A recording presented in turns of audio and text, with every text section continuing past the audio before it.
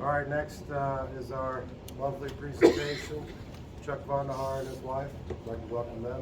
No.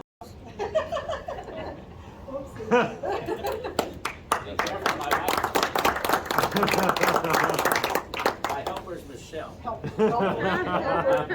was my fault, Michelle. That's okay, that's okay. Thanks, Ryan. He messed you up, he set you up.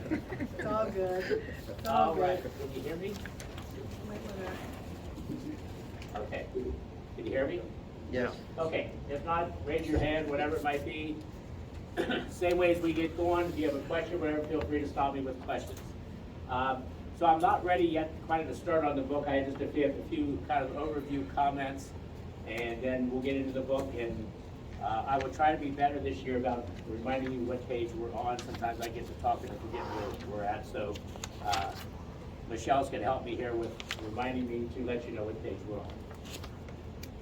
So this year, as far as with COVID and the IRS, what a mess it's been. At one time, the IRS was over 30 million pieces of mail behind processing. The latest number, they're down to 6 million pieces of mail. So if you're waiting on correspondence from the IRS and it's 3, 4, 5 months, that's not unusual. They didn't forget you, they're just that far behind. Tax returns are still due again at this point, April 15th. The 15th is a holiday, so it'll be April the 18th this year. And the Wall Street Journal yesterday has stated that the IRS has no intentions of moving the date back this year like they have the last 2 years. So I think we all have concerns about the economy. I've gotten a lot of calls this year about the housing market. Should I sell? Should I sell my property now when prices are high and tax rates are low? That's a question I think it's difficult to answer. Is it going to be worth 10% more next year, or is it worth 20% less? Nobody knows. So the question, I guess, are tax rates on sale? It seems like Congress is wanting to increase our tax rates. The capital gains and the individual income tax rates. So there's been some discussion lately that maybe the tax rates are on sale.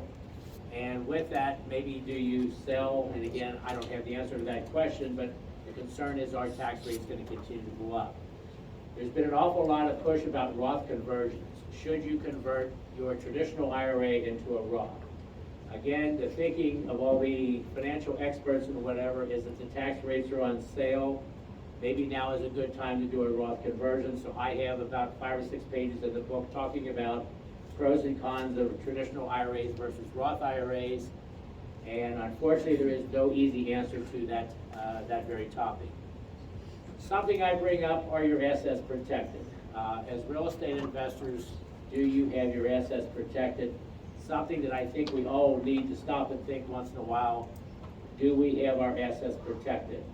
Was it last weekend there was the fire in New York where there was 9 or whatever, 12 people, whatever, were killed in that building. And if you notice, about the day after the fire, all of a sudden they started pointing the finger at the landlord about these doors that were supposed to automatically close. The sprinkler system, a week or 2 before that in Philadelphia, there was a fire. The first day is the mention of the fire. The second day, they started pointing the fingers at the landlord. Do we have our assets protected? The thing I find interesting this time of the year is it seems like when you turn on the news, the radio, the TV, whatever it is, and they talk about a fire, the word apartment seems to always be in that word when they talk about a fire. Seems like there's a lot of rental property fires. Do we have our assets protected? Tax and financial planning. This year is the first time I ever had somebody tell me that they have too much in retirement. Usually everybody says, oh, I wish I had more in retirement. This year, after all these years of doing this, somebody told me, I think I saved too much. And I asked him to repeat that.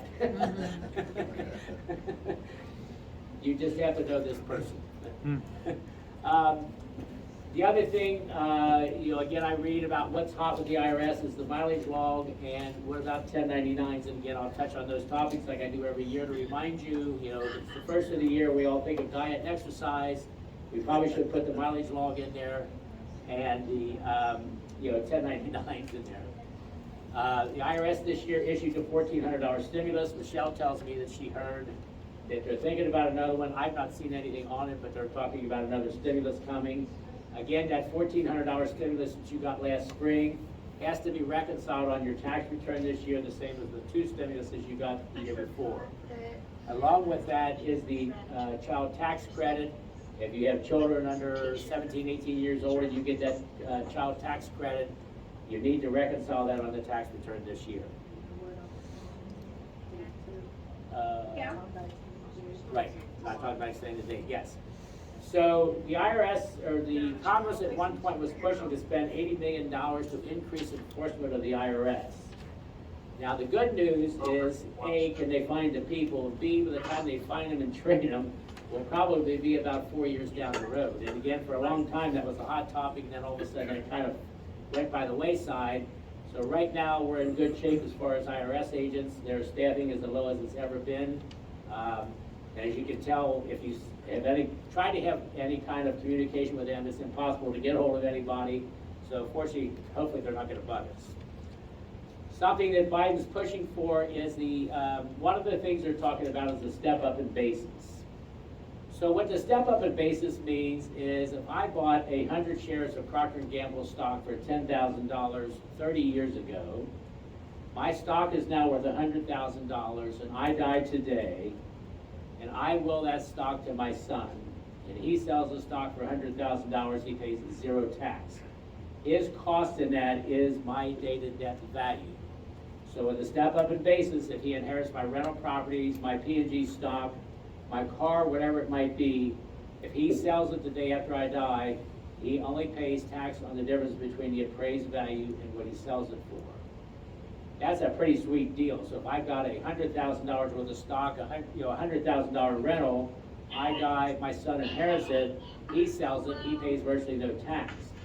What Biden wants to do, or the Democrats want to do, is they want to get rid of that step up in basis, which would mean that my son would pay tax on the increase in the value of that P&G stock, the increase in the value of my rental home. So if I bought a rental home 40 years ago for $50,000, it's now depreciated down to $10,000.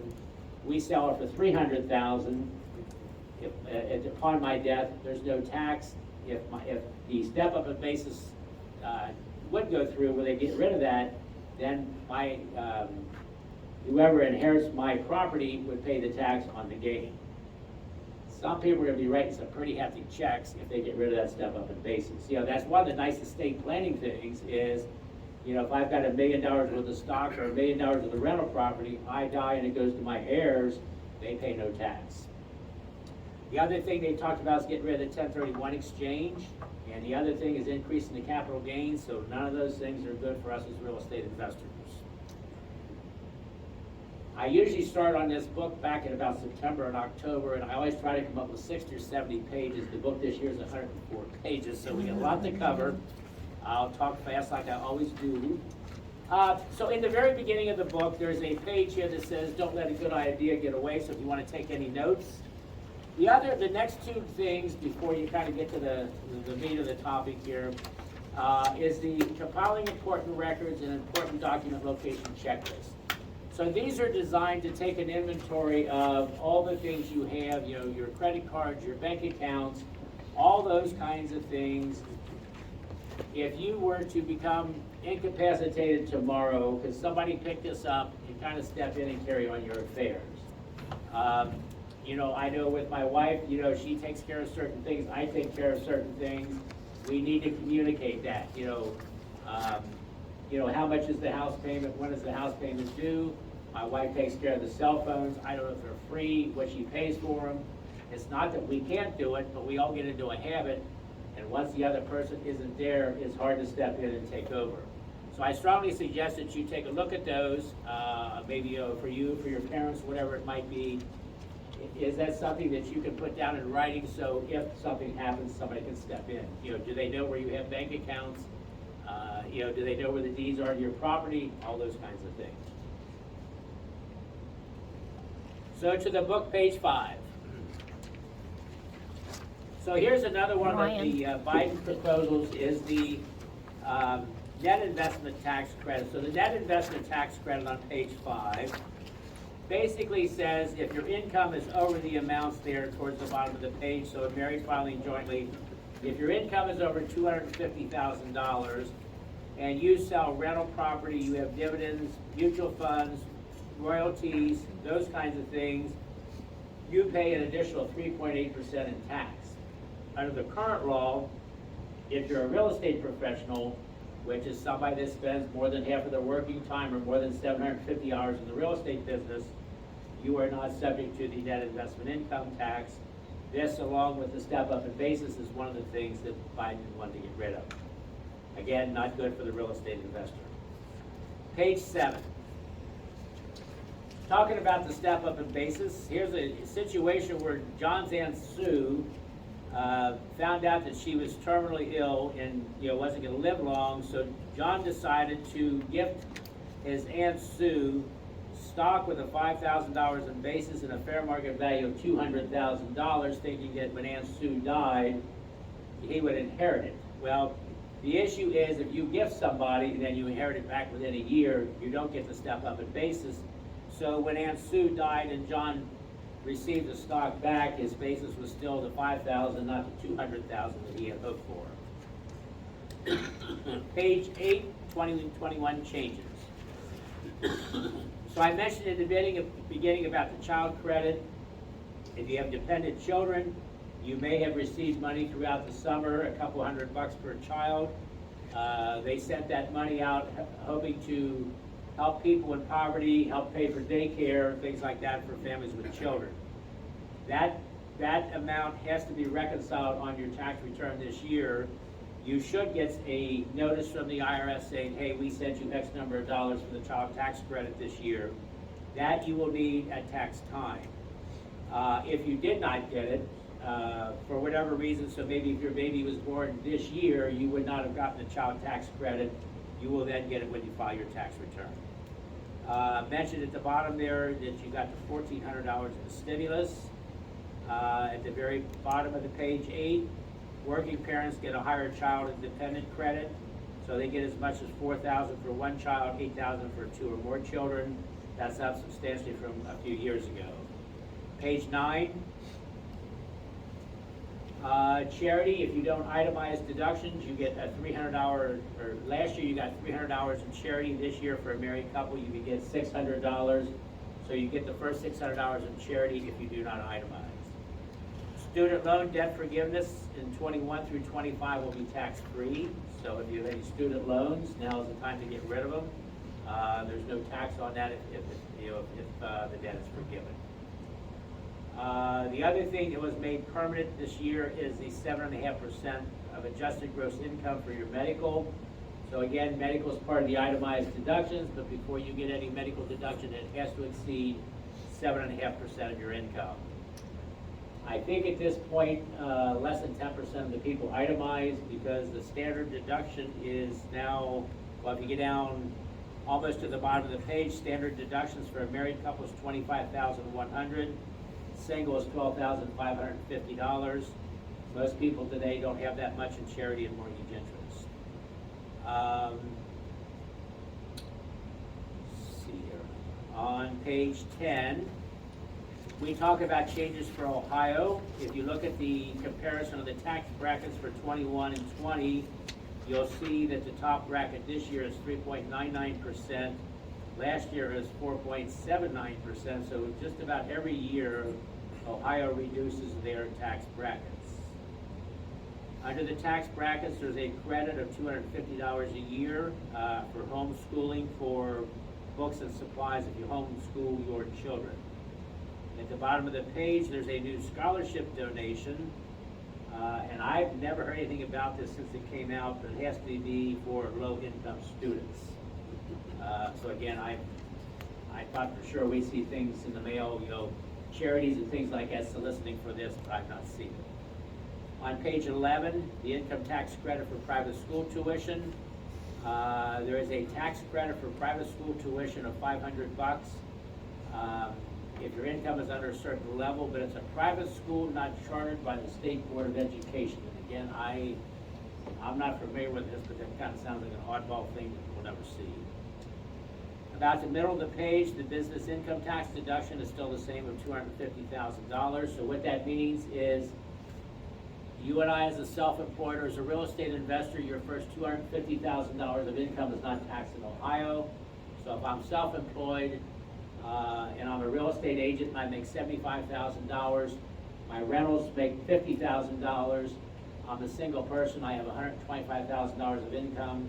I pay 0 tax to the state of Ohio on that $125,000. So the first $250,000 of business income, tax-free in Ohio. About 3/4 of the way down on page 11, there's still $4,000 a year that you can put away for college savings for a child or grandchild.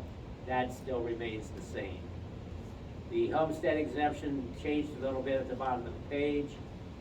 The problem with the homestead exemption is it's kind of very limited, very low income, but it did change.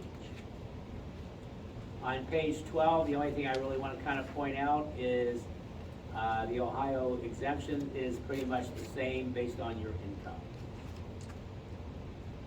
Page 14.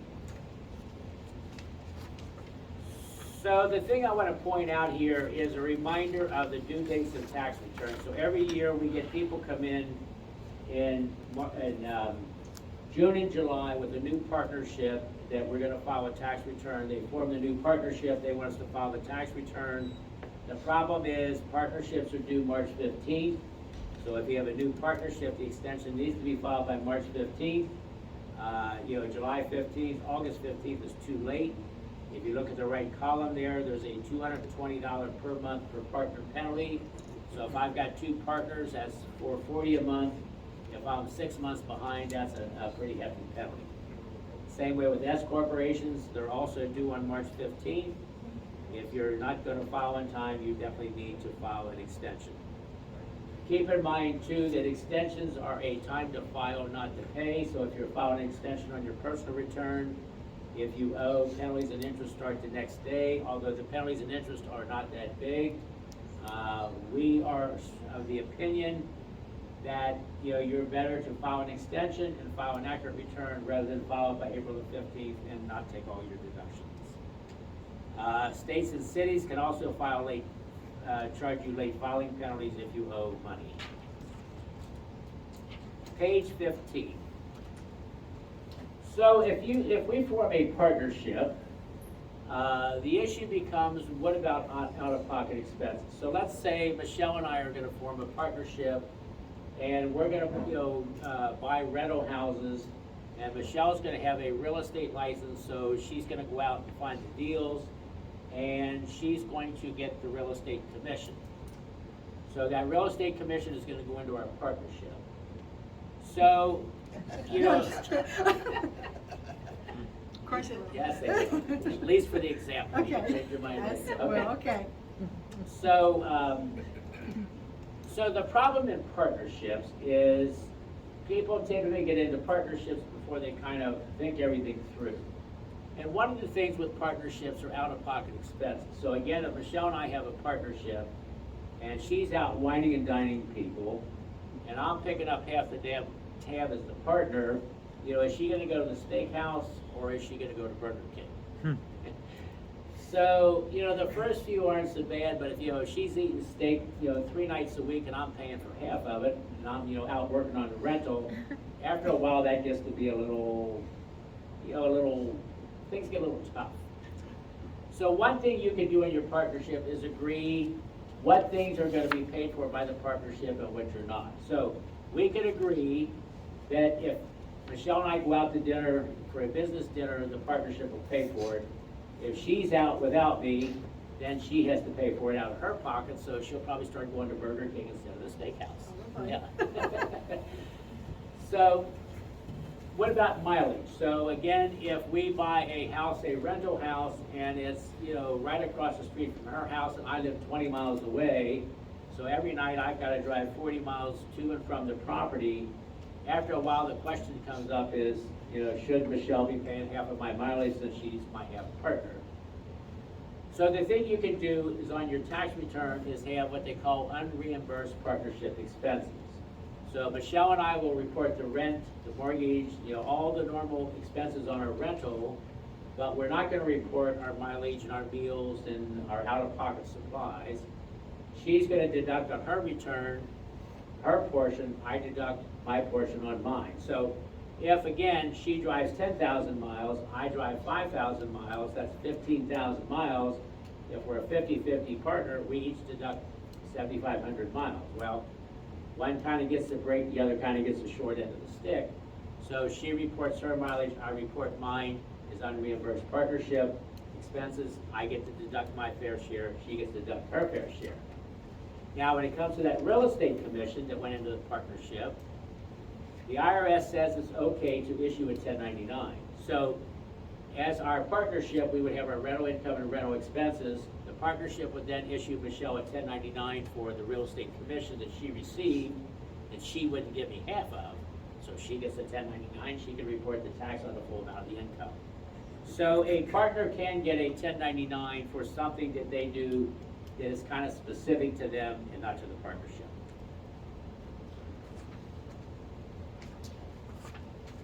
Page 17, the mileage rates for 2022. Your mileage rate is 58.5 cents a mile for business, 18 cents a mile for medical, 14 cents for charity. So the mileage is up 2.5 cents a mile, probably not exactly fair and correct based on the gas prices, but again, the government does it their way. On page 18 is a chart for meals and entertainment. So now, keep in mind that probably 5 years ago or 6 years ago, meals and entertainment was all kind of the same. So whether you were playing golf, eating dinner, you were at the Bengal game, whatever it is, it all kind of fell in the same pot.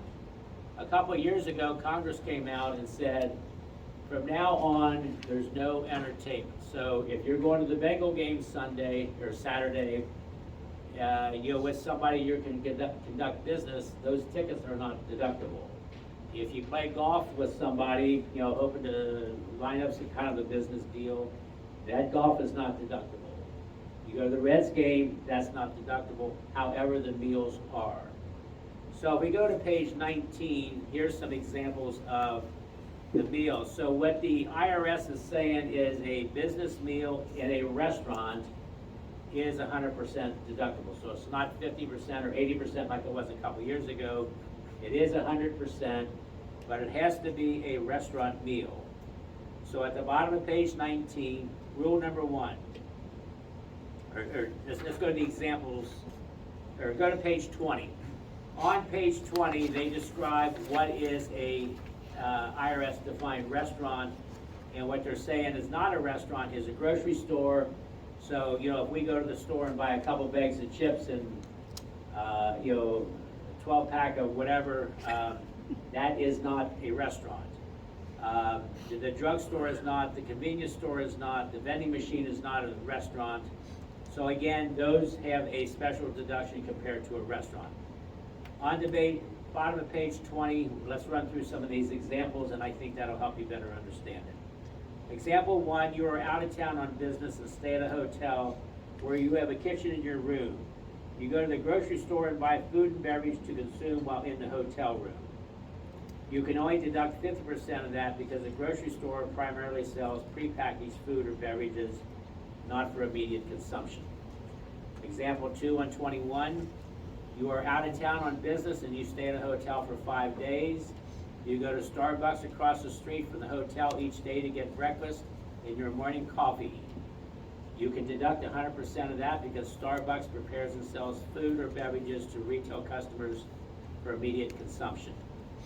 Example 3, you meet for lunch with a customer at your office. You order food from a local Italian restaurant and have it delivered. You can deduct 100% of that because the restaurant prepares and sells food. And the next line, you can also include the delivery fee and the tip as part of your meal. Example 4, you meet with a prospective client at a local restaurant to discuss working together on a business deal. You order food and beverage for both yourself and the prospect. That is 100% deductible. Example 5, you are driving from your home to an out-of-town business destination for a 2.5-day overnight business seminar.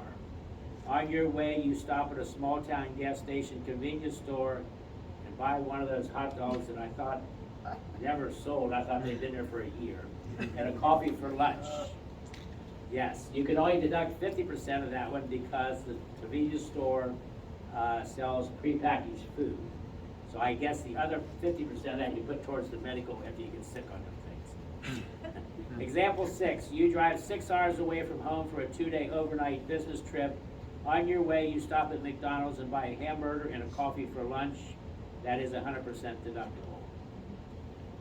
Example 7, you take 2 clients to a baseball game. You buy food and drinks from a hot dog stand inside the stadium for yourself and your client. You can deduct 100% of the expense because the stand prepares and sells food or beverages to retail customers for immediate consumption. Page 22, example 8. You take 2 clients to a baseball game. You buy a suite that provides food and beverage services, including cooked foods and prepared alcoholic beverages. The invoice separately states the food and beverage expense. You can deduct 100%. So I think you kind of get from the examples what's 100% deductible, what is not. Do you have a question? Yeah, what if I'm working on a rental, me and a helper, and I buy lunch for the both of us? I would say yes, as long as there's a helper. I don't think you can deduct just yours. Although if you go to lunch with this other person and you buy yours, they buy theirs, you discuss business, yes, that's probably okay. But if you're working by yourself and you stop at McDonald's, I would say no. Right, but if I've got somebody with me, whether I go somewhere or I just take it carry out, Carry out and take it back, yes. it's 100% or 50%? 100%. Okay, Well, again, as long as it came from the restaurant, not the corner gas station. right, Yeah. and basically I can deduct that. You can drive through McDonald's, get the food, take it back while the worker continues to work, and you can, deduct 100% of the meals for you and the worker. Okay, Yeah. We hit the Wendy's drive-through on the way up, 100% deductible. Well, because most of them aren't even open anymore. I Oh, mean, yeah. Wendy's wasn't open, so you have to kind of go through the drive-through because the oh yeah, inside's not they don't open. have enough so, people. Yeah, yeah. Pretty much as long as you show that you ordered 2 meals. Your receipt. The other thing on the meals, be careful, like if you have 2 kids and a lot of your meals show 2 kids' meals from McDonald's, the IRS gets a little suspicious of how many of those are business. Yeah. I mean, that's possible, but be careful, sometimes. Sometimes think about what you're doing, how somebody else might look at that. My friend needed a kid meal. You get your kids on payroll, right? If your kids are on payroll, that's fine, yes. They're employees, you can treat your employees the same as John was gonna take his worker. I mean, your kids can be workers too. So I took a contractors, I had people working on the house, I took them to lunch one day, so it's all. 100% deductible. On page 24, residential energy credit. I put this in here if you're thinking about doing any kind of solar energy kinds of things. There's still a 26% tax credit, which is pretty generous. But that goes away after December of 23, so you've got this year and next year, unless of course they renew it, but it drops to 22%. So last year or two, I've had usually one person, do solar stuff to their house. So if that's of interest to you, you might want to check it out while the tax credit is pretty generous. Page 25. So back about 5-6 years ago, fraud was running rampant with the IRS, where we would file a tax return and the computer would kick it back that somebody's already filed using that name and social security number. It amazed me the number of people that the returns got rejected because somebody had already filed a return. We had a case of a medical doctor who doesn't make the $1 million a year, but he had a pretty hefty income. We filed him and kicked back and said he'd already filed a 1040A at that time, which meant the doctor made $50,000 or less. So the fraud was rampant, still is somewhat rampant, but it's better. So the IRS has come out with what they call an IP pin, identification pin, that if you put that number on your return when it goes through, that pretty much verifies that that is your return and not a fraudulent return. So again, the only person who should have the IP pin would be you and your tax preparer and of course the IRS. So page 25, 26, and 27 talks about that. And also page 28, if you want to get one, it'll help your returns slide through. If you electronically file, you can of course electronically file without it. On page 29, Got a couple letters last year from the IRS wanting updates on business people. So the issue here is if you change partners or whatever. So again, Michelle and I have this partnership that we've had for 10 years in the rental business. And for whatever reason, she decides she doesn't want to be a partner anymore. So I find another partner and Michelle, goes on her way. We should notify the IRS that Michelle is no longer the person who kind of controls or manages the partnership. So again, they kind of want to know who they would contact in the event of, they suspect fraud or whatever it is. And again, that rarely ever happens, but the IRS does want updated information. On page 30 is the form that you would send in to tell the IRS that the person they have on file is kind of the primary responsible person is no longer the responsible person. One of the ones I had was two ladies who started a beauty shop business, and of course it lasted about a year before they got into a fight and one left, but everything from the IRS still came in the other person's name. They kind of questioned that, and so we sent the change of address in and got it all fixed. You can also send the IRS, there is a form for change of address if you move. We strongly suggest you do that if you move, to notify the IRS, just in case they send any kind of notice to you.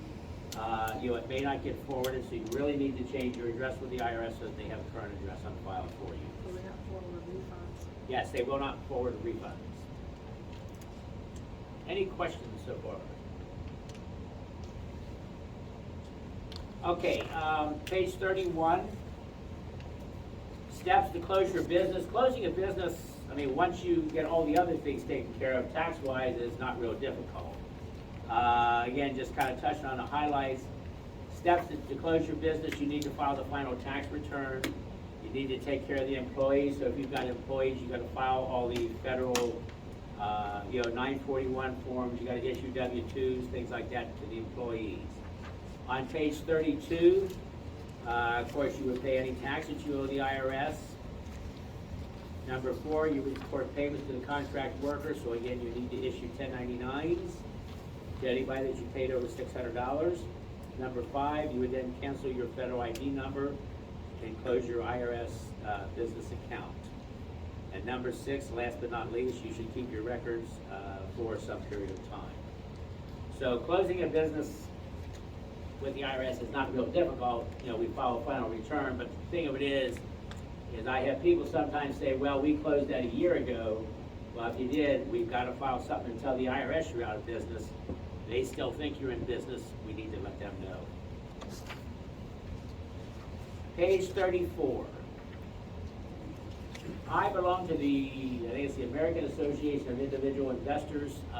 They're more stock and bond and mutual fund oriented, but their magazine carries some good articles, which are usually good tax articles. They had an excellent article in there about inheriting IRAs this year. And a few months ago, they had a number of websites in there that I thought was interesting, so I kind of went through and picked out the ones that I thought might be of interest to you. So on page 34, there's one for the annual credit report. Bank rate, which talks about bank rates, bank accounts, CDs, mortgages, credit cards. At the bottom, smart assets is on buying homes, taxes, retirement, banking, credit cards, and investing. On page 35, there's one on retirement planning. Towards the bottom of the page, there's a website called Think Advisor, which is articles about estate planning, tax planning, life, health insurance, those kinds of things. On page 36, if you're interested in annuities, there's a website there for annuities, the IRS government, estate planning. The estateplanning.com is basic articles on what is estate planning, the latest news on estate planning. On page 37, health and long-term care insurance, if that's of interest to you or you want to research that, there's some areas there for you to go. At the bottom of the page, it mentions Medicare. So anyway, some good websites if you're interested in some of those topics. Next question, what about converting my vacation home into my primary residence?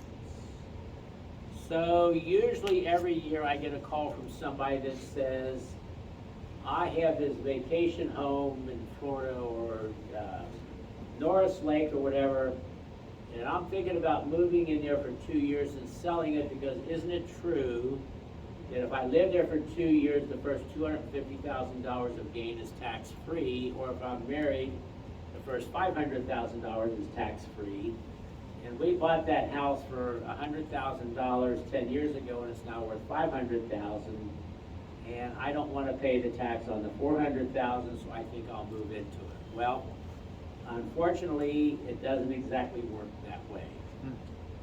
So what we have to do is we have to allocate the number of years and how many years it was your primary residence.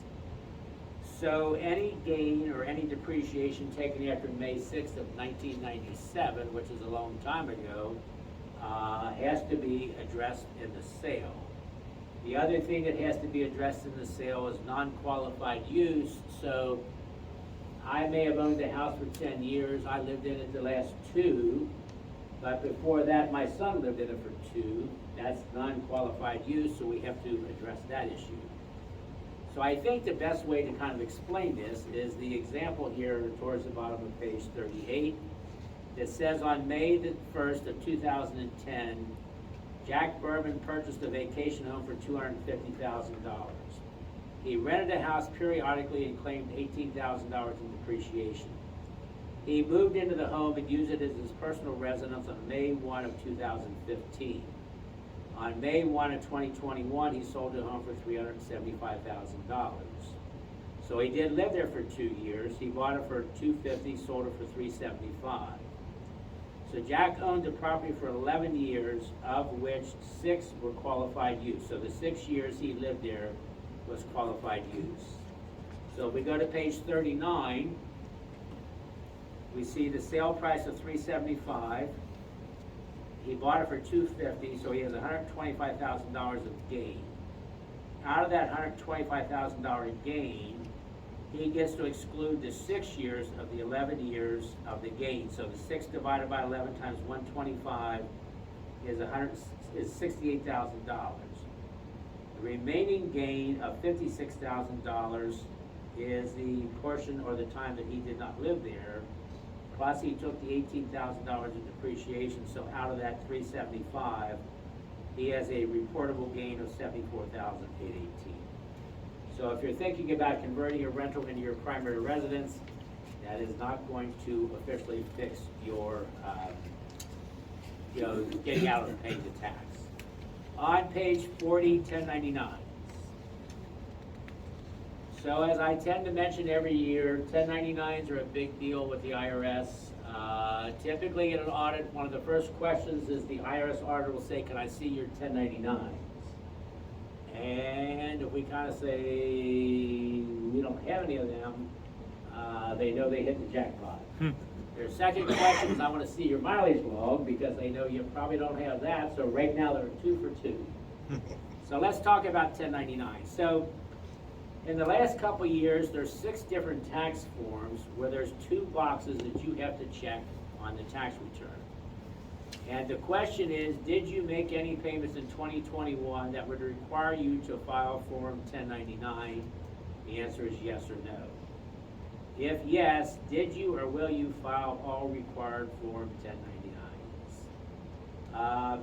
So I would kind of think if you answer yes on the second one, I would not recommend answering no on the second one. That's probably kind of telling the IRS, why don't you come out and visit me? So you need to issue 1099s for any business expenses paid to non-employees for $600 or more for a year. Towards the bottom of page 40, that number 2, interest you paid totaling $10 or more. So if you had an IOU loan, you and I have a loan, and I paid you interest, not a mortgage, but just kind of an IOU loan, and I paid you $500 of interest, I should be issuing you a 1099 INT. If I held a mortgage and you paid me interest, then I should be issuing a 1098. If I hold the mortgage and you paid me the interest, I should have a 1098, the same as you would have is if you had your loan with a bank or a mortgage company. Note at the bottom of page 40, 1099 miscellaneous forms are not required for payments of less than $600 per year, or to a corporation other than an attorney for a personal residence or other personal items purchased. So, if I have a new roof put on my personal residence, I don't need to issue a 1099 to the roofer if he's not a corporation. Information right away. Please? Get their information right away. Yes, and the key thing is to get the information right away, especially if you've got contract employees and you pay them, a couple $1,000s for doing work, and you call them next January, ask them for their social security number and address. You probably won't hear back from them. So leave a message if you think you still owe them money. They'll call you today. Yeah. So on page 41, why does the IRS impose penalties? The IRS thinks that if you issue 1099s, that only 7% of the time do people not report the income. Without 1099s, they suspect that 63% of the people don't report the income. And I have to think 63% is probably low. Because I'll have people come in who kind of do that, self-employed contractors. How much did you make? Here's the 1099s. Is that all your income? Well, that's all the 1099s I got. So typically, I suspect that, if you don't issue a 1099, it doesn't get recorded. So again, at the bottom there of 41, as I mentioned to you, the IRS will say, I need to see your 1099s. Chuck, if you have a contractor that's a company that you write a check for or whatever, they invoice you, it's over $600. And they're not incorporated, you really should issue If it. they're not incorporated, They're not when they are incorporated. incorporated, then you're fine. So if you send them a W-9 form, which asks for their name, address, and social, there's a box on there that says they're a corporation. The fact that they're an LLC does not make them a corporation. They could be an LLC taxed as a corporation, but my accounting practice is an LLC, not a corporation. So, yes, question? All right, I always get hung up on this. Okay. If I've got an attorney that does evictions for me, and let's say on one of my LLCs, I only paying $500, do I send him a 1099 for that $500? You should, yes. Yeah, you should. Okay, and I've got an attorney that does real estate legal work for me, does closings and that kind of thing. Do I 1099 him? I say it was over 600. The attorney was under. Oh, was it under? I'm sorry, Yeah, fine, okay. Yeah, that's why I said no. Okay, I'm sorry, no. okay, over It's under 6. 6 now. Yeah, he's a real estate, he's an attorney that does, he takes care of real estate legal work for me. Yeah, so I think if you pay him over 600, I would say yes. Okay, so he, You're saying over 600 or not under? Over, correct. Correct. but on the other example, even if it's under 600, I have to give him a 1099. No. No. Okay. So an attorney, you still have to pay them at least $600 and then you 1099. Give it to her. Okay. Okay, page 42. Question, Oh, Chuck. yes, yes. I had a tree removed, $4,000. My company, do I have to pay them a 1099? If they're not a corporation, yes. Sometimes, one way you can always look on their invoice if it says, ABC Tree Incorporated, you're okay. Okay. A lot of times, if it says LLC, which is kind of the new way today, it's hard to tell. You can send them the W-9 or call them and ask them for their, information for the 1099, but yes, you should. Okay, on page 42, so again, just to show you here, at the top of 42, under part 1, that A and B is the question, did you make any payments that would require a 1099, and if yes, did you or will you file the 1099? So that's the individual Schedule E for rental. On page 43 is the partnership form where they ask the same question on 16A and B. On page 44 is the corporate tax return, and again, 15A and B, same question. On page 45 is the 1099. Now remember, starting last year, we now have the 1099 NEC, which is not employee compensation. So again, that's your contractor. you know, the people that you pay, not the attorney, but the contractor. In box 1, you put the non-employee compensation. Notice box 4, federal income tax withheld. Keep that in mind because we get a few pages back. I'm going to talk about that. On page 46 is the 1099 miscellaneous. Box 1 is rents. So if I rent my office, I would issue somebody a 1099 miscellaneous with the rent amount in box 1. Box 10 is the gross proceeds paid to an attorney. So the attorney would get a 1099 miscellaneous, not an NEC. Other than that, I think the miscellaneous, not too many people are going to use it. Box 9, crop insurance proceeds, that's for farmers.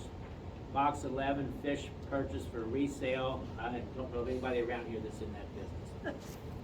So I don't even know if that is a business. On page 47, if you need to order 1099s from the IRS, there's the website. And they're free. They're free, and the turnaround Free. time, usually if you order them November, December, you can get them usually in less than 2 weeks. I'm not sure about this time of the year. Yeah. It might be a little tight on time, but Earlier. yeah. They come in pretty quick. Yeah. You can order like hundreds. On page 48 is a letter that we sent out to people, reminding them about 1099s. So again, reminder there towards the bottom of page 48. They are due out in the mail January 31 and due to the IRS. So again, you know, going out to the recipient is probably not real major, but the IRS is pretty sticky on those penalties. They want those things on the 31st. So you need to kind of get them in. One thing on 1099s is there seems to be a little twist in who has to issue 1099s. So for the last 4, 5, 6 years, it was the opinion as a real estate investor that you only had to issue 1099s if you were a real estate professional. So again, a real estate professional is somebody that spends their full time more than 750 hours a year or more than half of their working time in the real estate business. So typically if you got a W-2 job and you work 40 hours a week at a company, you can't be a real estate professional, because if you work 40 hours a week at that job, you'd have to spend 41 hours a week in the real estate business. In the case of my wife, who is a traditional housewife, she could be a real estate professional as long as she spends 750 hours a year, which is roughly 15 hours a week. Over the last 3 or 4 years, or 5 years, the IRS introduced a qualified business income deduction, which means that if your rentals show a profit, you can deduct 20% of that income from your taxable income. We've pretty much taken the approach that everybody who has a profit in rental should deduct that 20% of the business income and pay less tax. Well, the tune seems to be that if you take the 20% deduction, you're now responsible for issuing 1099s. That is not official, but that seems to be the way the IRS and all the so-called experts are interpreting the rules on 1099s. On page 49, I mentioned backup withholding. So what backup withholding means is if you issue me a 1099 and I either accidentally or intentionally give you my wrong Social Security number, you submit it to the IRS, and about September, you may get a letter from the IRS that says, this guy gave you the wrong identification number, whether it's a Social Security number or federal ID number. Make sure you get it fixed. Well, if you come back to me and I say, well, you know, that's my number, or I give you the same number again, according to the IRS, that's wrong, you then could be responsible, or the IRS could say you need to do backup withholding. So that means if you pay me $1,000 for doing work, I refuse to give you my social, or I give you my wrong social, and the IRS says, get him for backup withholding, you have to withhold 24% of the payments that you pay to me, send it to the IRS. So if you remember before, we were back on the 1099s, it mentioned backup withholding, that's what that's referred to. So you pay me $1,000, you withhold 24%, that goes on my 1099, you send that to the IRS. Now, I have never seen the IRS enforce that. But again, they're getting sticky on these 1099s, and they want to make sure that John Smith is John Smith. If people are refusing to give you, their correct information, the IRS may come back to you and say you're responsible for backup withholding. But if they send you a notice, make sure you double check, because we had 2 incidents where the IRS typed in the wrong information. So my client came back and said, this is my wife's social security number, I think I know it. And then we looked at the notice from the IRS, and they typed a 9 instead of a 4, so it was their fault, not ours. So if you do get a love letter, make sure it's not the IRS's fault, because it happens. What I have typically found is when people get those, the person who gave you the wrong social security number is nowhere to be found. So, You don't work use for them you, again. Yeah, you they don't- work for you for a year or two, and they give you a bogus social security number, and they get down the street and work for somebody else. So on page 49 here, payments subject to backup withholding, commissions, fees, other payments for work done as an independent contractor, rents, profits, and other gains. So again, the backup withholding is pretty widespread. Not seen the IRS kind of enforce it. I've never, had anybody volunteer to withhold it. And again, I suspect that if you have a contractor and you tell them you're going to withhold 24% tax, you might not see them again. The So bank has done that now. yes, If yes. the banks do not have current information, even on dividends, they will automatically withhold 24%. So if you do not have that updated, the banks will definitely do that. So- P&G is pretty good because P&G has that where you can buy stock through P&G, and I've got a Yeah. few people who have that backup withholding. where Because they don't some- yeah. have current information. Okay, page 51. Something new this year is if you were paid more than $600 a year by a third-party payer, in other words, the PayPal and all those kinds of things that you sell on the internet. In the past, you had to have over 200 transactions or more than $20,000. It is now more than $600 a year, so if you're selling stuff on the internet, you're gonna get the 1099. And the issue becomes with stuff you sell on the internet is what you pay for. So especially if it's stuff that you have around the house that you sell, what you pay for is gonna become a problem. So one thing I guess that I did right putting the presentation together is I decided to talk about involuntary conversions, which is fires, storms, tornadoes. And I did this about a week before the tornado hit southern Kentucky down in Mayfield, Kentucky. So what is an involuntary conversion? An involuntary conversion on page 52 is property that may be stolen, destroyed by natural disasters such as a flood, fire, tornado, or earthquake. So if your property is not insured or you don't get the proper insurance proceeds, you can have what they call an involuntary conversion. Another thing or type of involuntary conversion could be if the government comes in and condemns your property. So let's say with building that new sports complex here in Hamilton, they decide that they want to make this a 6-lane highway, and they come to this facility and say, we're going to take your property by eminent domain, we're going to give you whatever it's worth, $250,000. You've got a year to get out, we'll give you $250,000. That's an involuntary conversion in the sense of eminent domain, which is taxed or treated a little different than the fire, flood, tornado kind of thing. So if you have an involuntary conversion, you have a fire, or you're in Florida and the hurricane comes through, the earthquake, whatever it might be, you have what's called an involuntary conversion. So at the bottom of page 52 is an example. The Langdon Corporation owned a warehouse that was destroyed in a flood. If it wishes to defer gain on the involuntary conversion, it must replace the warehouse with another warehouse. If the warehouse had been condemned by the state government to make way for construction of a new highway, Langdon could defer the gain on the condemnation by replacing the warehouse with any other real property held for business or investment. So, on an involuntary conversion, we have to kind of do a like-kind exchange. So if your house burns down, you take the insurance proceeds and replace it with another house, there's no tax.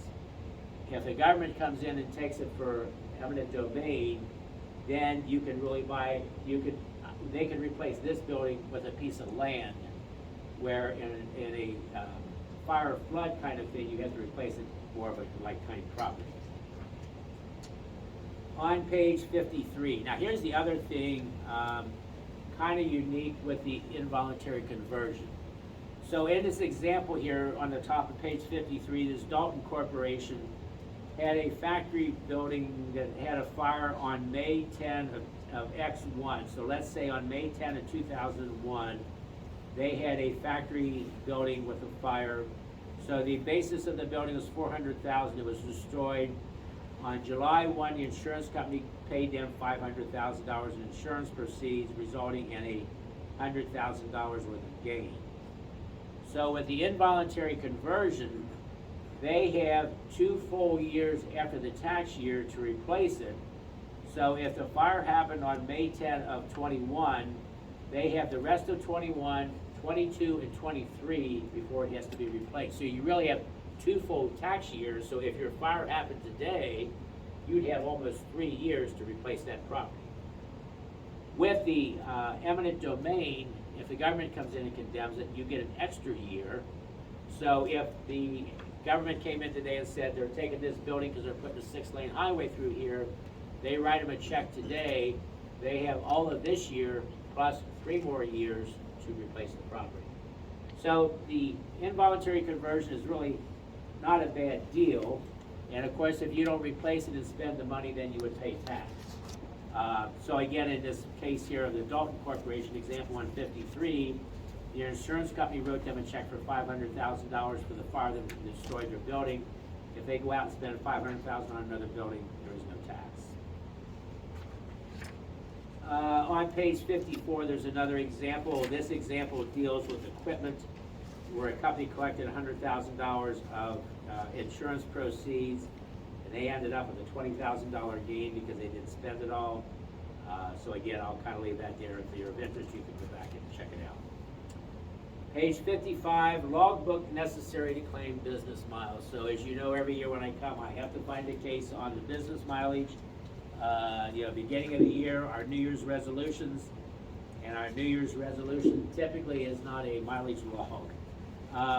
So the gist of the case here on page 55, the second paragraph is, this guy drove 32,640 business miles in 2014, reported as all as unreimbursed employee business expenses.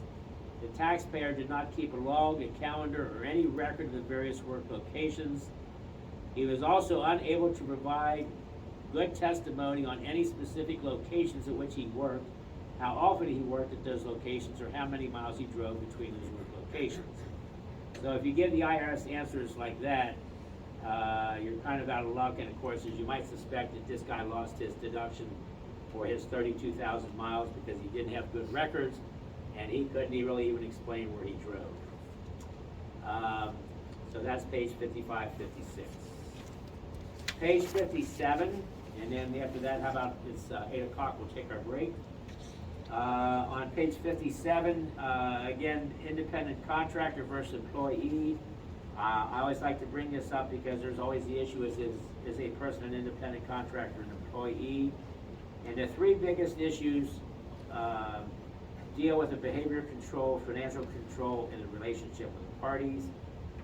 So again, I've covered this about every year. I'll put it in the book, and again, that's something you can get back and look at your convenience.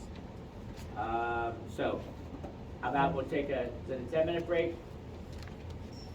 10-minute break? We'll do about a 10-minute break, and then we'll come back, and then we'll finish up.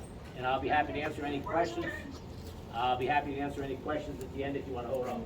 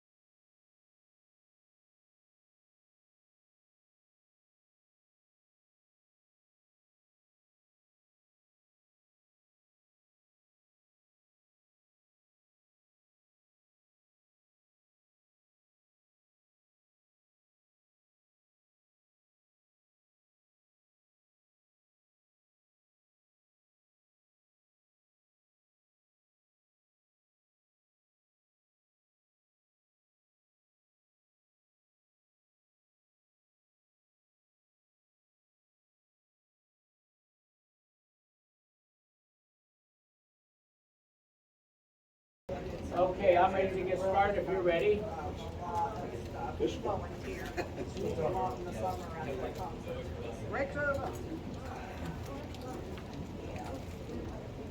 your name, Margie? Your name's Margie. You live in Hamilton or where? Let's go to page 65. So I kind of skipped over the pages 59 to 65, which talks about depreciation. Really, nothing has changed in depreciation in the last year or so.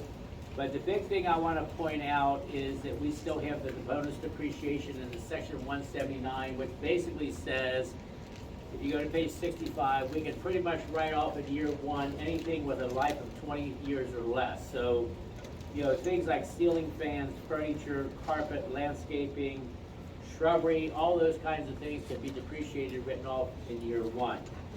On page 66 are things with a over 20-year life, which are the, you know, kind of the building kinds of things, furnaces, garages, insulation, plumbing, roofing, siding, those kinds of things. So right now, you know, when we talk about the tax rates kind of on sale, depreciation helps that because you can sure write off a lot of things in the beginning. You know, it used to be carpet had to go over 5 years and you had to depreciate cabinets and all those kinds of things. Now, almost all those things can be just pretty much written off in the first year. Did we want to address that question? We have a question, right? Yeah, so there was a question online, and Okay. the question stated, I have a cleaner for a short-term rental. I supply the cleaning supplies. That person gets a 1099 for their income. Is that correct? Yes, that is correct. So again, they've got a short-term rental, the cleaner, they supply all the cleaning supplies, they just pay this person over $600. Yes, that person should get a 1099. Thank you. Page 67. So the issue here is this new client had purchased this property over 10 years and decided that they didn't want to take depreciation because they didn't want to get involved in the depreciation and recapture and all that when they sold it. What happens? Well, if you decide not to take depreciation, and again, the depreciation rule is depreciation allowed or allowable. So if you should be taking $1,000 a year in depreciation and you don't, what can happen is when you go to sell, the IRS will come back and figure the depreciation for you. So if you had a building for 20 years and you didn't take depreciation, and the IRS said you should have taken $1,000 a year, they'll recompute that sale, add the $20,000 in depreciation. The problem is you can only go back 3 years from then to return. So the gist here is that you don't take depreciation, you know, for the 10 years you've owned the building. Yes, you should take the depreciation, and then what you do is file a Form 3115 that kind of tells the IRS that you kind of goofed up, you didn't take depreciation, so now we're going to take depreciation for all 10 years. So that's how that works. On page 68, this is a reprint out of either last year or the year before's book on short-term rentals. Again, I'm getting more and more questions on these short-term rentals, the Airbnbs, how does it work? And kind of the gist of it is, if you're in the short-term rental, the Airbnb business, in the eyes of the IRS, you're really kind of like the Sheraton Hotel. You're in the motel business, you're not really in the rental business. You know, so if you provide substantial services, which are listed on page 69, if you provide those types of services, this is a business, not a rental. So this business would be reported on a Schedule C, you know, not a Schedule E like your normal rental. So the thing I want to point out is short-term rentals are treated different, and I'm finding that are people that have a two-family that want to convert part of the two, you know, one unit of the two-family to an Airbnb. So that is handled substantially different than the other side, which is rental. The other thing I want to point out is I read, and I can't remember where, a few weeks ago, where Forest Park, Sagamore Township, and I can't remember the third one, Blue Ash, have outlawed Airbnbs. So if you're thinking of getting in the Airbnb business, you probably need to find out for sure to make sure that it's okay to put an Airbnb where you want to. Are you aware of any others? No, just And they'll shut you down right away too when they find out. Chuck, real quick, Yes.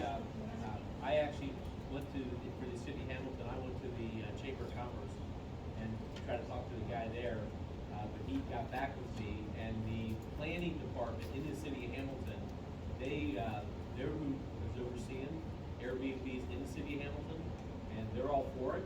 The city of Hamilton's all for They're all Airbnb. for it, and they have matter of fact, he sent me an email that came from people from the planning department, Liz. She was at one of our meetings, I believe, also, spoke at a meeting, and she said that there's a form you have to register, and there's some requirements you have to have, like you have to have private parking, you can't just do street parking, but and a few other things, but they're all for it, you gotta register the property. So if I register in the city of Hamilton, so for the people on Zoom, so if I register with the city of Hamilton and follow their basic guidelines, they're happy with it, okay. That's exactly right, on the planning department's website, apparently being. Oh, it's on the planning, okay. I would think that, the Airbnb is gonna be a big deal with the new sports complex up here. Well, most of the cities don't want it because there's too much traffic. There's just too many people in there all the time where, you know, you have a year's lease, the same person's there. That's why they really don't want it. Some of I think that- it's more of a party thing, they Yeah. rent the Airbnb. Lot for of parties. traffic. I think soon they'll be putting a bed tax on it, you know, it'll be just like a hotel, they're probably gonna charge a 16% bed tax or something, you know, I believe, Airbnb, they don't have an income tax from that tenant either. right, you're right, yeah, that's true, the city doesn't get the income tax, yeah, the earnings tax on the Airbnb, correct. Well, but I get, yeah, well, the rental, they're gonna get the rental, but yes, and I'd also be renting. Yeah, well, I think, doesn't Airbnb charge sales tax? Does anybody know, I thought when you went through an Airbnb, there was sales tax. I think there is, cause I usually rent Airbnbs when I go on vacations. I You, think there- okay, so you stay in There's sales Airbnbs? tax. But again, I guess the sales tax depends on the local area, but I yes. think most places do put a sales tax. I think so. The one nice thing about that is if they collect the sales tax for you, you don't have to collect it and pay it, because, you know, sales tax, the state of Ohio is very sticky on their penalties. If you're late on the sales tax, they'll dig you for penalties, and they're not very forgiving. So that's probably a good thing with the Airbnb, if you go through Airbnb or one of those where they kind of collect it, whatever.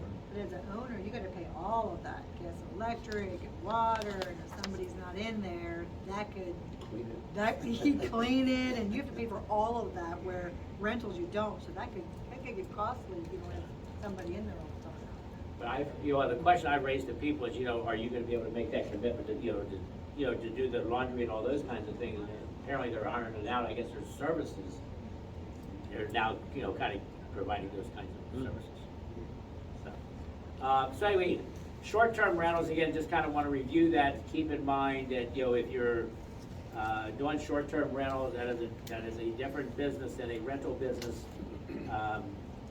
And then one other thing on page 70, keep in mind that, short-term rentals, you can rent out your house or something for less than 14 days a year with tax-free income. So now with the new sports complex here, if you live in the area and you want to take a 2-week vacation and they've got, a soccer tournament or something going on, you can rent your house to somebody for less than 2 weeks for probably a pretty substantial amount, pocket that money tax-free. Back maybe more than a few years back when they had the All-Star game here, I had a client who lived downtown at the Banks. He scheduled a business trip out of town during the All-Star game, rented out his condo. I never asked him, he never told me, but I know he was happy with what he got out of it. So I'm sure it was pretty generous. It's called the Augusta Rule. Augusta, right, yes, and that's all because of the Augusta, yes, yes. Yeah. Okay, so that's about all I want to say about short-term rentals. Page 76 is a reminder. It seems like times being good, rents are up, mortgages are, mortgage interest is down because of the lower rates. People are making more money on rentals. And I get this question, what can I do to save tax dollars? So I've visited this management concept, off and on over the years. So the thing you could maybe do is form a management company, which would be a C corporation, and you would pay a management fee from your rentals into the C corporation. The C corporation could then do a thing like an annual meeting. It could rent your house for a meeting a month, so that's less than 14 days a year, which would give you some free rental income. You may be able to write off some more computers.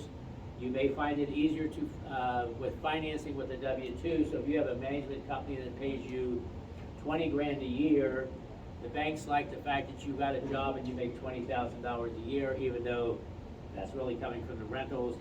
Banks love W-2s. You can deduct some more meals, and again, most of the stuff you can deduct already, but this opens up the door, I think, for more. The IRS audit rate for corporations is less. Legal protection, no 1099s to the corporation. So again, maybe something to think about as a way to preserve tax dollars. On page 77, the numbers don't lie, but we can fix that. So, on page 78, and again, this is kind of a repeat of last year, but I want to bring this up because I've done this with, seems like more and more people. Again, when the economy's good, we're selling our house, what can we do? So Bob and Beth's sample here, they have a W-2 income of $125,000, $1,000 of interest. They have a $3,000 loss on their rental. On page 79, we see that their tax bill for the year is $13,000. On page 80, they sold this rental property for $350,000. Their cost plus improvements, $180,000. They've taken $38,000 in depreciation, so on the books, the building is worth $141,000. 141 from 350 is 208,800. So if we go to page 81, we see the gain of 208,800. Everything else is the same. With the sale of the property, their tax bill is now $50,179. On page 83, what we're going to do here is we're going to pay both of them a $40,000 management fee from the rentals. So if you'll notice on line 12, business income of $80,000 is the management fee.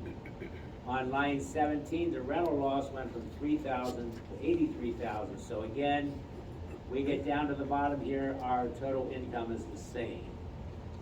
What changes is on line 28, where we now have a retirement plan contribution.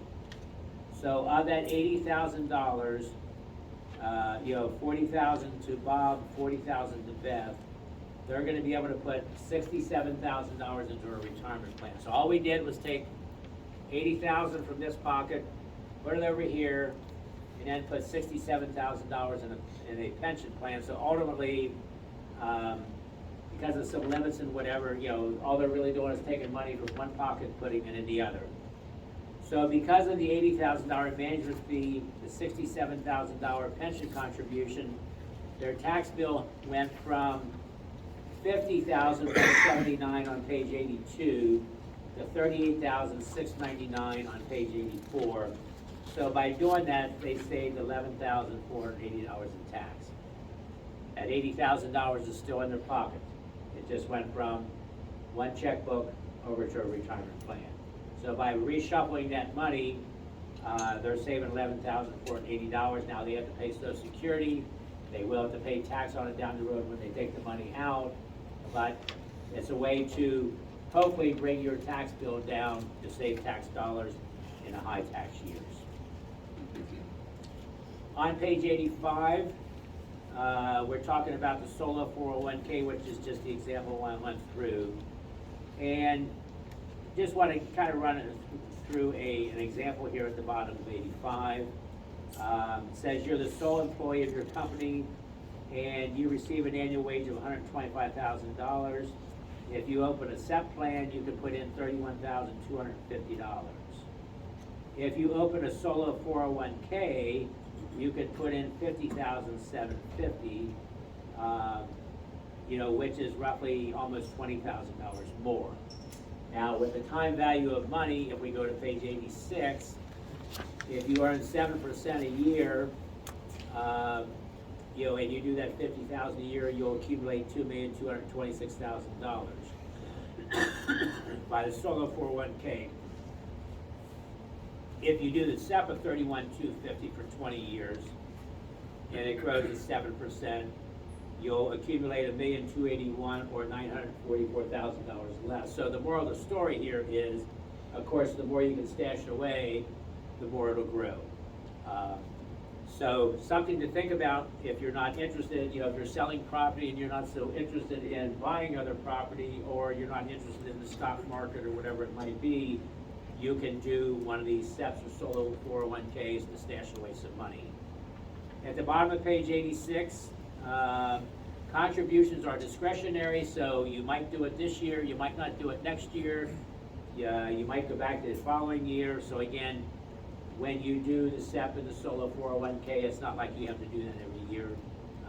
The contributions are discretionary. Page 87.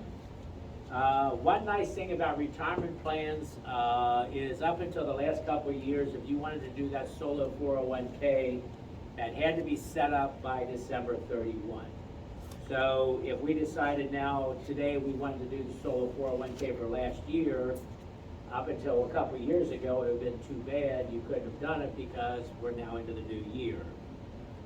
So on page 87, down about, a little better than halfway down, the concept here, or what it says, is you can really establish a retirement plan up until October 17th of this year for a pension plan or retirement plan for 2020, for 21. So the nice thing is, we still have basically almost 10 months until the 17th of October, if we file an extension, to stash money into last year's retirement plan. The nice thing about that is, I have people in the construction business. And of course, this time of the year, they don't have a lot of cash because they don't work a lot in the winter, but they have money in the summer and the fall. So the nice thing with a retirement plan is we can extend their return, decide on a pension plan in July and August, put it into last year, and save tax dollars for last year. Now, let's just say business falls flat this year or whatever, then they can skip the retirement plan. So nice thing about a retirement plan is it can always be retroactive. The other thing on page 88 I want to point out is that there is a tax credit for starting up a retirement plan. You can get a credit up to 50% of the cost. So if you go to Merrill Lynch or Edward Jones or whatever it is, and they charge you $1,000 to set up the plan, the IRS will give you a 50% credit. That's good for 3 years. That is fairly new. Again, kind of generous. The government, I think, is really trying to get us to make sure that we are funding our retirement. With the IRAs, with the SEPs, the solos, and all those kinds of things, they just increased the 401k contribution for this year. They want us to stash money away so that we're not relying on the government when we get old.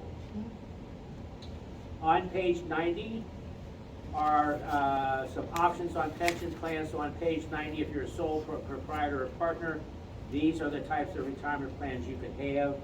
The big difference here on the SEP IRA and the 401k is a 20% contribution. If you go to page 91 for S Corps and C Corps, it's a 25% contribution. So, depending on if you're an S Corp, C Corp, sole proprietor, you can put in 20%, 25%, all those kinds of things. So, a lot of options with a pension plan. A lot depends on how much do you want to stash away. On page 92, again, a repeat from the previous year's book, from the last year or two. But my point here again goes back to these wills and estates and your financial matters. We have a couple attorneys that feed us a fair amount of estate work. And the thing that we find with almost all these estates is there's some hassle in the family over who gets what, or who didn't get what, or whatever it might be. Or people didn't know about this, or they didn't know about that. They didn't know mom and dad had this, or whatever it might be. So again, like I pointed out in the beginning on those, compiling important records, think about your estate plan. Make sure somebody knows something about your estate plan. You don't have to publish it on the billboard. Not everybody needs to know. You don't necessarily even have to tell your kids but they should know maybe where this important document is, if and when things happen. Page 93. Thoughts on retirement. So again, I've been getting this question lately about retiring. Do I have enough money? Should I retire? All those kinds of things. Now, a couple observations in all the years I've done this is I don't think I've ever had anybody retire who went broke. Now, I don't know how much they had when they retired, I don't know how much they had when they died, but it seems like people will live 20, 30 years and they still have a nice rental income, dividend interest income, pension plan income, might be. Because I think we all think that the day we retire, that we're gonna go broke, 5 years down the road. That doesn't seem to be true. Where I found the problem would be is I've had a few people who got into gambling after they retired. They went to the casinos all day. After a year or two, they didn't have any more gambling winnings or losings, or gambling losses. I've had a few people who put a hefty dent in their retirement because of children, whether one of the child went through a divorce and somebody ran off, the daughter was left with 3 kids and he ran off and he had the income and they had to have him support that. Or I've had 1 or 2 where they didn't exactly tell me, but I'm pretty sure they had to bail out their kids from addiction kind of issues. But outside of that, have you ever seen anybody that's been retired 20, 30 years and seemed to go broke? I mean, they may not be richer, but they never seem to go Mary broke. Gold Digger, maybe. Yeah, no, yeah. The other thing was Social Security. When you get to Social Security, they always say you should wait until 70 to take it. Of course, if you wait till 70, you're gonna get the most. My issue with Social Security is, do you take it early and enjoy it? When you look at couples in their 80s, assuming husband and wife are still alive, are they as active as they are in their 60s? Typically, I think you find by the time they're in their 80s, the big thing they do is get up, go to the doctor, go to Frisch's, and go home. Woohoo! Should you take Social Security in your 60s and enjoy it because in your 80s, you're not as active? And then the other thing is, what if you lose your spouse? If you're by yourself, you're probably not going to travel and do the kinds of things that you might do in your 60s when your spouse is still healthy. Plus, they get cost of living raises too. 6% Yes. cost of living raise this year. Well, but not every year they get 6%. Well, they get 6%, Medicare goes up 8%. So. Wow, well, at least that's, Yeah. some people get a job Yeah. and their insurance goes up and with their raise. So anyway, my thoughts on retirement from my discussions with many people over the last umpteen years. And I did some research on this over the summer, thinking about putting this part of the presentation together. So this Michael Fink, a professor of retirement at the American College of Financial Planning, says, research he conducted found 80% of retirees are uncomfortable watching their nest egg get smaller. To an economist, that's a mystery. He says, why did you save it in the first place if you didn't want to spend it? Foregoing meaningful activities isn't without cost. Although you don't necessarily need to go on an around-the-world cruise, hobbies, travel, and other activities that involve family and friends and often increased spending have shown to reduce your risk of cognitive decline. You live longer if you have a purpose in life, and the purpose isn't free. So the moral of the story there is you don't want to sit in a chair in retirement. Still, the fear of running out of money is powerful and could be exacerbated by the recent increase in inflation rates. In fact, according to a recent Kiplinger Personal Capital poll of retirees and non-retirees, 77% are worried about the effects of inflation on their financial security. That, I would think, is very true. Fortunately, you can take steps that will help you pursue your retirement dreams without jeopardizing your retirement security.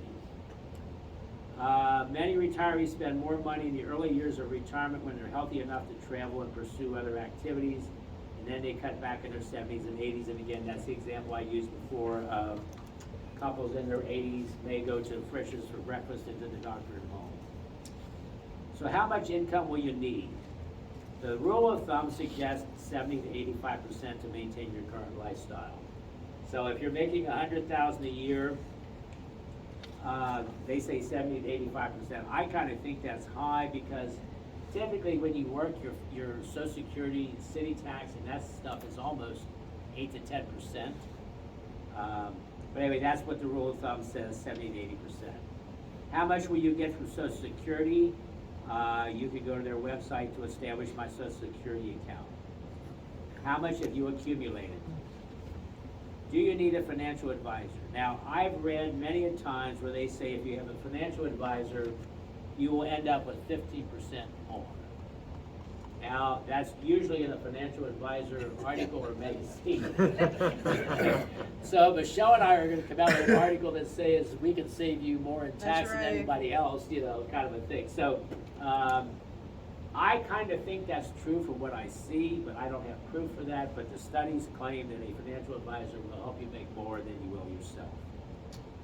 There is a rule called the 4% rule that says if you withdraw 4% of your savings, you'll outlive it. So in other words, if I have $1 million and I take 4% a year, there will still be money left, even if I don't give me 100.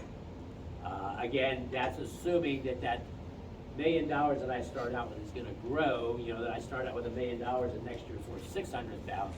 But the 4% rule says if I take 4% a year, so if I have $1 million in savings, 4% of that's 40 grand, I get, my wife and I get 30 or 40,000 in Social Security, you know, that gives us 60, 70, $80,000 to live on.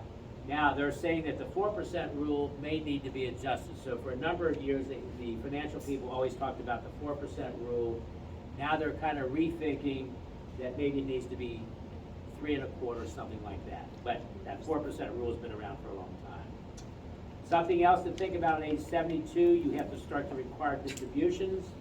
So if you have an IRA of $100,000 and you're now age 72, you are required to start taking that money out. There are tables based on life expectancy, and if I remember, they just changed the tables this year. If I have $100,000 in my IRA, I divide that by my life expectancy, I think it's 27.2. That's how much I would have to take out. So on $100,000, I would have to take out about $4,000 a year. So it's not really substantial percentage-wise. Now, if I've got 10 million, and I gotta take that, divide that by 27%, or 27.2 years, that could be pretty substantial. Page 94. At age 70 and a half, you can donate up to $1 million a year from your IRA, or $100,000 a year from your IRA to charity. So the nice thing is, if you are charitably inclined, as part of your required distribution, you can give up $100,000 a year to charity. So rather than write a check to charity, why not take it out of the IRA, kind of make it pre-tax? For Social Security, you need 40 quarters of work to collect Social Security. So if, you know, my mother basically never had a W-2 job in her life, but she needed 40 quarters, or you would now need 40 quarters of Social Security, which is basically 10 years of work to collect Social Security. I always tell the story many, many years ago. I had a couple that I did that she grew up, her father had a business, she worked for him. She got married, she married a guy that was self-employed, so she was always the stay-at-home mom and the bookkeeper of these businesses. She had a stroke and the doctor said, you want to go collect disability from Social Security? She was probably 60 at that time. Went to Social Security, they said, you don't have your 40 quarters in. Their next stop was my office. What do we do? Thank God he was self-employed. We put her on the payroll for 2 years or whatever. Sent her back to Social Security. She's been collecting disability for probably 25 years. So again, if you've got issues, you know, with Social Security, or you haven't been paying tax or whatever it might be, you know, make sure you got your 40 quarters for disability or for Social Security. You know, as far as retirement, do you plan to locate? Florida does not have a state income tax. You know, some of the United States are cheaper to live. You know, if you're going to move to California, it's going to cost you more. So all of those things in your retirement plan. What about long-term care? You know, do you need or want nursing home insurance? You know, the thinking on that is if you've got a few $1 million in cash, They probably don't need it because the average length in a nursing home is 3 to 5 years. If you've got, a few million in cash, you can afford to pay it. If you don't have a few million in cash, you might want to think about long-term care. What happens if you end up in a nursing home? Now, my opinion on that one is I've never driven past a nursing home and seen a person sitting out in a wheelchair homeless. You might not live in the nicest nursing home, but I think, if you run out of money, they're not gonna throw you out the door. I don't know much about long-term care, but that's my observation. What about your mortgage? Should you pay off your mortgage or should you contribute to your retirement? Almost everybody I've had this discussion with decides to pay off the mortgage. The financial gurus would tell you if you can invest your money and earn 5% and your mortgage is at 3%, why not keep the mortgage at 3% and earn 5%? Most everybody says, I'll sleep better at night with no mortgage. I've never had anybody say, I can't sleep at night because I paid off the mortgage. So again, I think we're all comfortable with that, but the thought might be, should you keep the mortgage at 3% and earn 5% on your investment? Whether it's a rental property or whatever. Who's Please? earning 5%? Or whatever, I'm just, whatever the number is. Curious. 10%. So. Remember, at age 65, you have to sign up for Medicare. There are 2 websites here, which is interesting, when I was kind of researching this, it talks about you could go in there and sign up for any former employer pension benefits. I had never heard of those websites. But if you worked at some company years ago and you're not sure if you're entitled to a pension, I think you can go to those websites and it'll tell you whether or not they've got you on the list.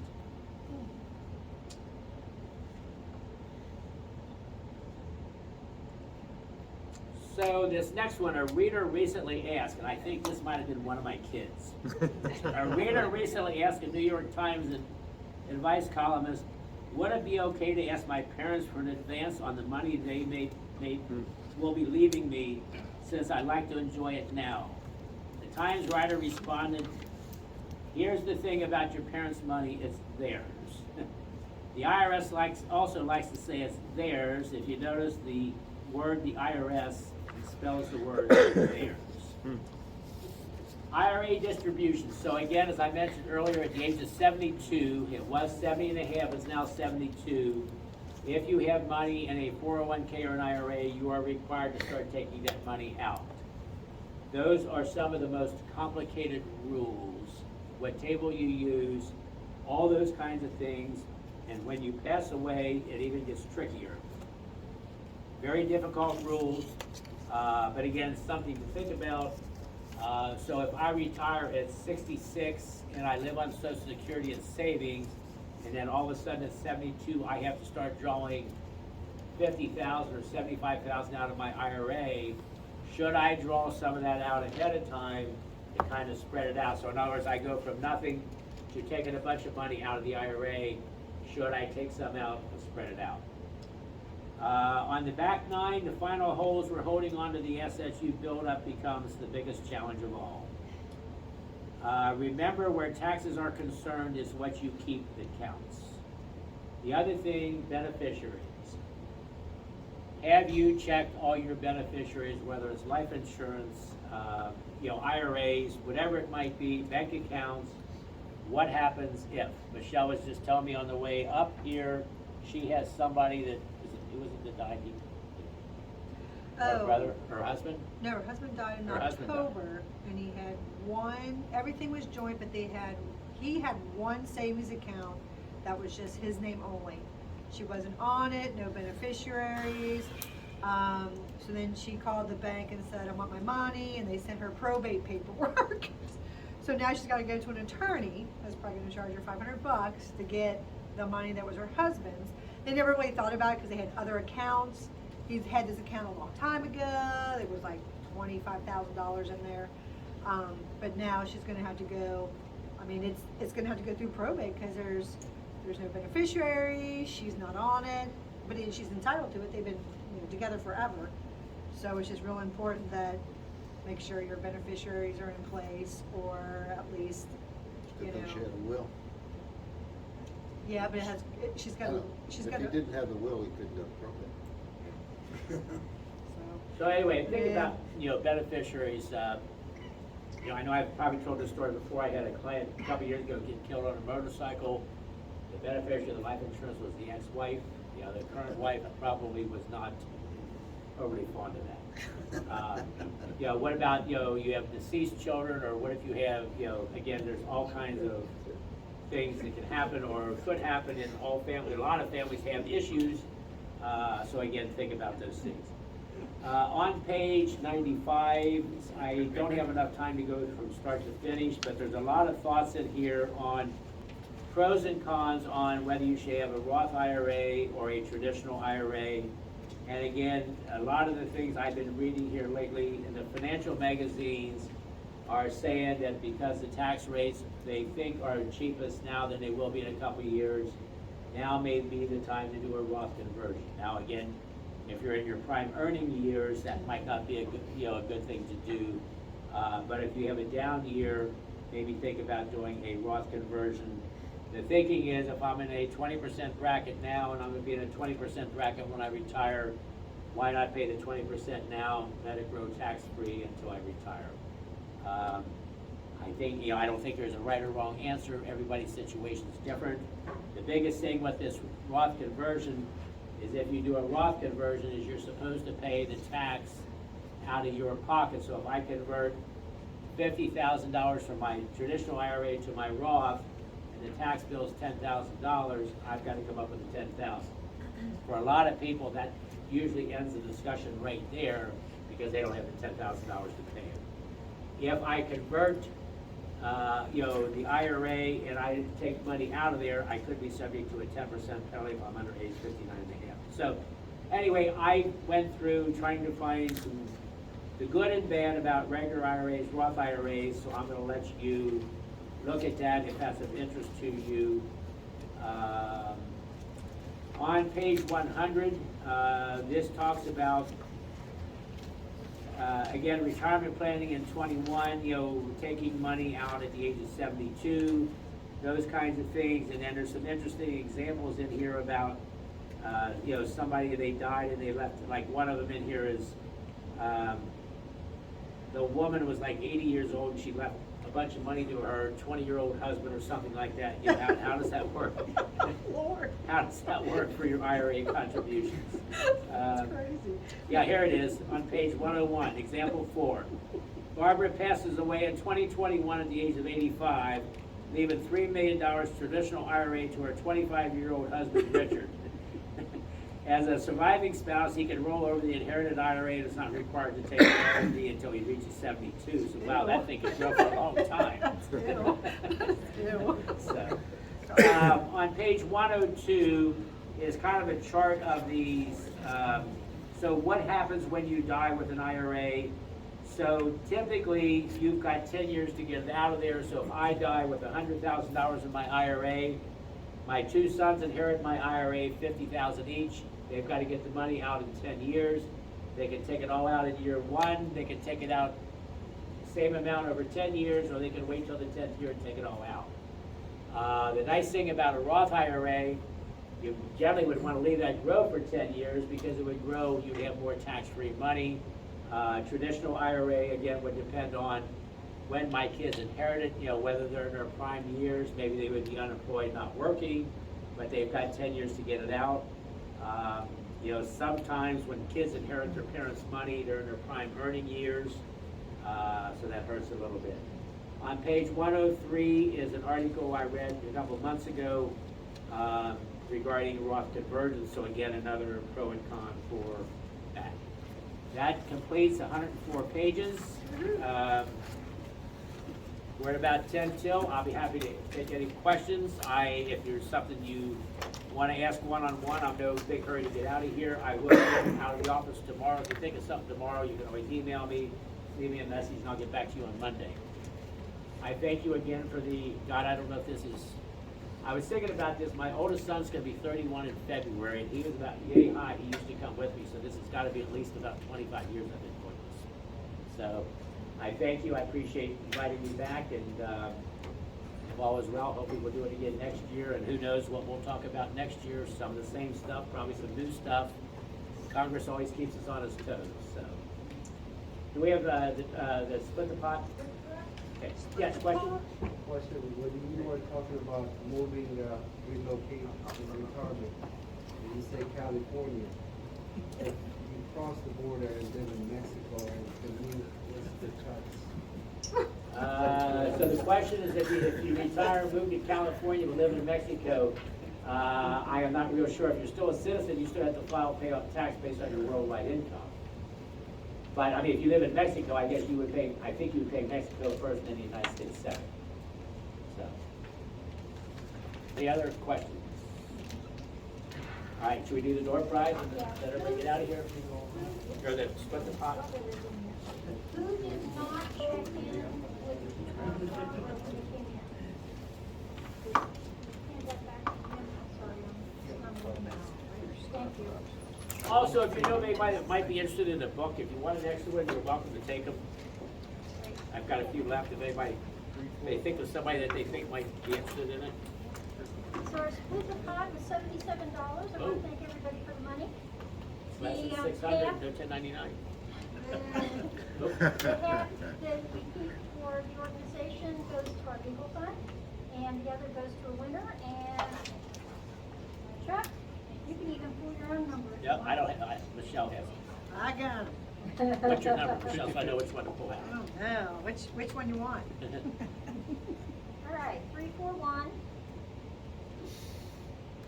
056.